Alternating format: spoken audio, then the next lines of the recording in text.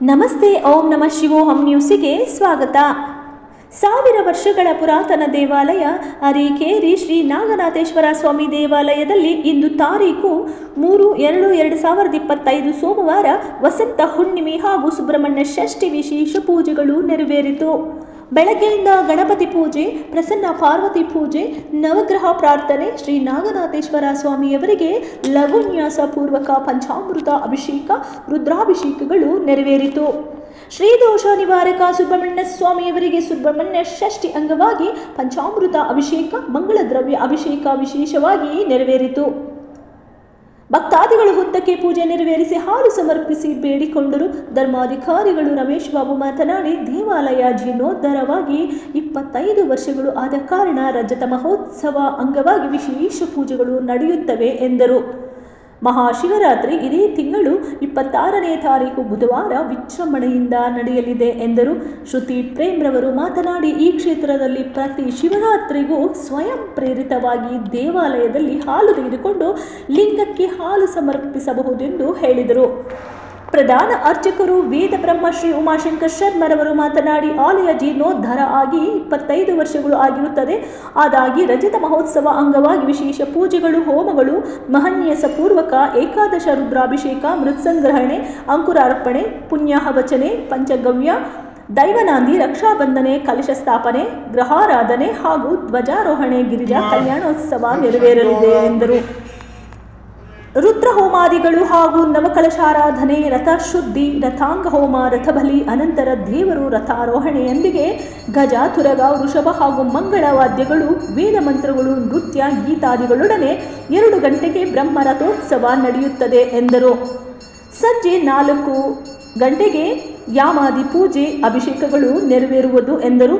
ಮಾರನೆಯ ದಿವಸ ಬೆಳಗ್ಗೆಯಿಂದ ರುದ್ರಾಭಿಷೇಕಗಳು, ಜಲಾಭಿಷೇಕ, ಬಲಿಪ್ರದಾನ, ಮಹಾಪೂರ್ಣಾಹುತಿ, ಮಹಾಮಂಗಳಾರತಿ, ಅನ್ನದಾನ ನೆರವೇರುವುದು ಎಂದರು.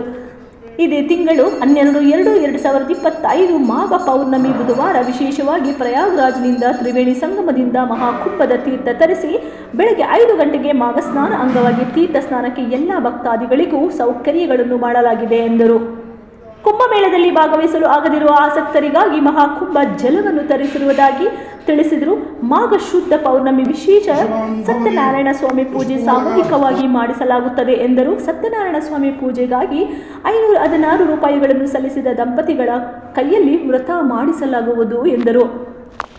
ಸಹಾಯಕ ಅರ್ಚಕರಾದ ವೇದ ಬ್ರಹ್ಮ ಶ್ರೀ ಮಧುಸೂದನ್ ರಾವ್ ಮಾತನಾಡಿ, ಪರಮೇಶ್ವರನ ಅನುಗ್ರಹದಿಂದ 144 ವರ್ಷಗಳ ನಂತರ ಬಂದಿರುವ ಮಹಾಕುಂಭ ಮೇಳ ತ್ರಿವೇಣಿ ಸಂಗಮದಲ್ಲಿ ತಂದಿರುವ ನೀರಿನಿಂದ 12ನೇ ತಾರೀಕು ಮಾಘ ಹುಣ್ಣಿಮೆಯ ವಿಶೇಷ ದೇವಾಲಯದಲ್ಲಿ ಮಾಘ ಸ್ನಾನಕ್ಕೆ ಅನುಕೂಲ ಮಾಡಲಾಗಿರುತ್ತದೆ ಎಂದರು.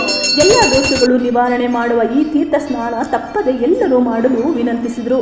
ಧರ್ಮಾಧಿಕಾರಿಗಳ ದಂಪತಿಗಳು ವರಲಕ್ಷ್ಮಮ್ಮ, ರಮೇಶ್ ಬಾಬು ಹಾಗೂ ಶ್ರುತಿ ಪ್ರೇಮ್ ಹಾಜರಾಗಿ ಭಗವಂತನ ಸೇವೆಗಳು ವಿಶೇಷವಾಗಿ ನೆರವೇರಿಸಿದರು.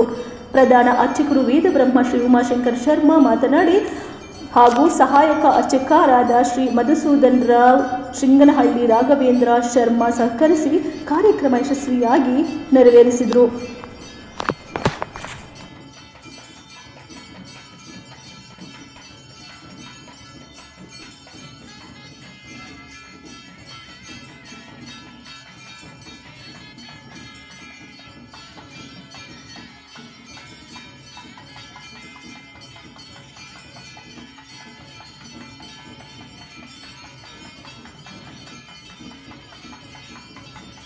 ಹಾಗೂ ಈ ಒಂದು ಸ್ವಾಮಿಯ ಸನ್ನಿಧಿಯಲ್ಲಿ ಬೆಳಗ್ಗೆಯಿಂದ ಇಲ್ಲಿ ಕಲಶ ಸ್ಥಾಪನೆ 25 ವರ್ಷ ಆಗಿದೆ. ಸ್ವಾಮಿಯ ಪ್ರತಿಷ್ಠಾಪನೆಯಾಗಿ ಈ ಪ್ರತಿಷ್ಠಾಪನೆ ದಿವಸ ನಾವು ಇಲ್ಲಿ ರಜತ ಮಹೋತ್ಸವ ಅಂದ್ರೆ ಸಿಲ್ವರ್ ಜುಬ್ಲಿಯಲ್ಲಿ ಸ್ವಾಮಿಗೆ ಮಾಡ್ತಾ ಇದ್ದೀವಿ.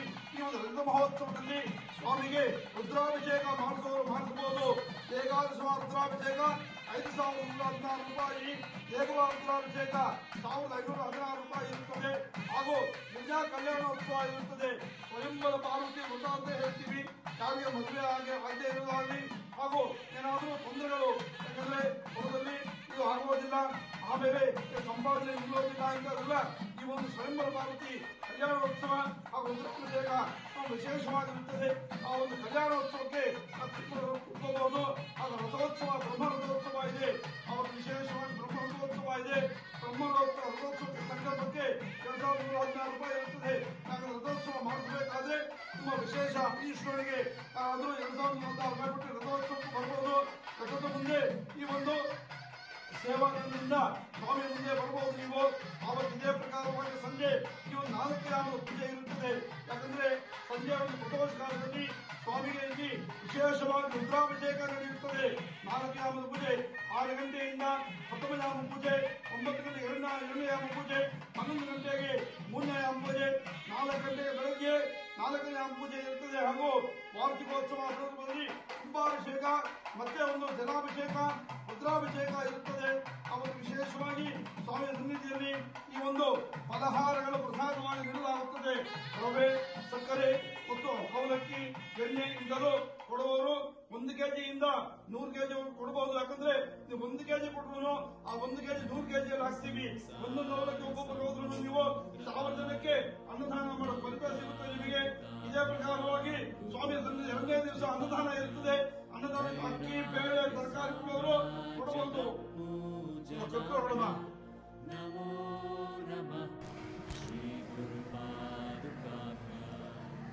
ಶ್ರೀ ಶ್ರೀ ಶ್ರೀ ನಾಗನಾಥೇಶ್ವರ ಸ್ವಾಮಿ ದೇವಾಲಯ ಅದಿಕೆರೆ ಪಂಚಲಿಂಗ ಕ್ಷೇತ್ರ 1000 ವರ್ಷಗಳ ಪುರಾಣ ಪ್ರಸಿದ್ಧ ದೇವಾಲಯ ಇದು.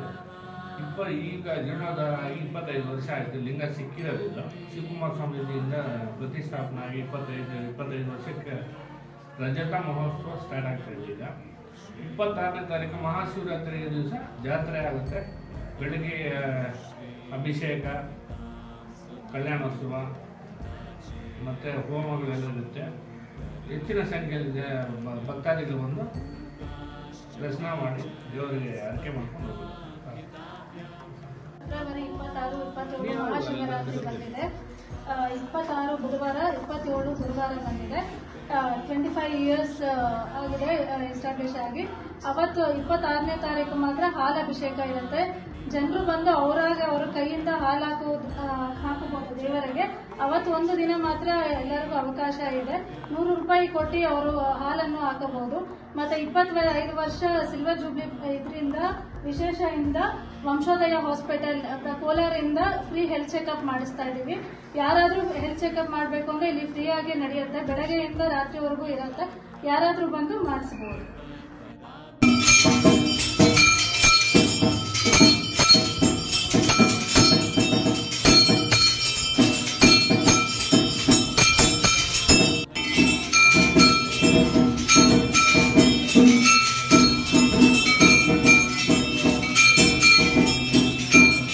ಪಾದಮೇ ಗತ ಗೋವಿಂದ ಹರ ಪಾರ್ವತಿ ಪುತಯೇ.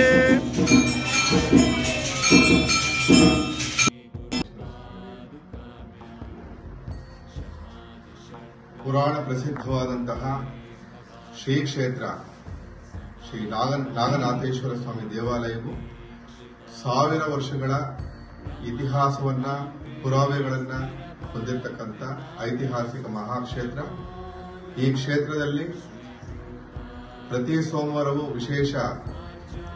ದೇವರಿಗೆ ವಿಶೇಷ ರುದ್ರಾಭಿಷೇಕ, ವಿಶೇಷ ಅಲಂಕಾರ ಬರ್ತಕ್ಕಂಥ ಈ ವಿಶೇಷ ಈ ಮಹಾಕುಂಭದ ಒಂದು ತೀರ್ಥೋದಕವನ್ನ ತಾವುಗಳ ಒಂದು ಎಲ್ಲರೂ ಕೂಡ ಈ ಕ್ಷೇತ್ರ ಅದನ್ನ ಸ್ನಾನದ ರೂಪದಲ್ಲಿ ಸ್ವೀಕಾರ ಮಾಡಬಹುದು. ದಯವಿಟ್ಟು ಎಲ್ಲರೂ ಈ ಒಂದು ವಿಶೇಷ ಸೇವೆಗಳಲ್ಲಿ, ನಾಗನಾಥೇಶ್ವರ ಸ್ವಾಮಿಯ ಒಂದು ಸನ್ನಿಧಿಯ ಸೇವೆಗಳಲ್ಲಿ ದಯವಿಟ್ಟು ಎಲ್ಲರೂ ತನು ಮನ ಧನ ಆತ್ಮ ಸಮರ್ಪಣೆಯ ಮೂಲಕ ದಯವಿಟ್ಟು ಎಲ್ಲರೂ ಸೇವೆಗಳನ್ನ ಮಾಡಿ ಭಗವಂತನ ವಿಶೇಷ ಕೃಪಾಶೀರ್ವಾದಕ್ಕೆ ಎಲ್ಲರೂ ಕೂಡ ಪಾತ್ರರಾಗಿರಿ. ಓಂ ನಾರಾಯಣ.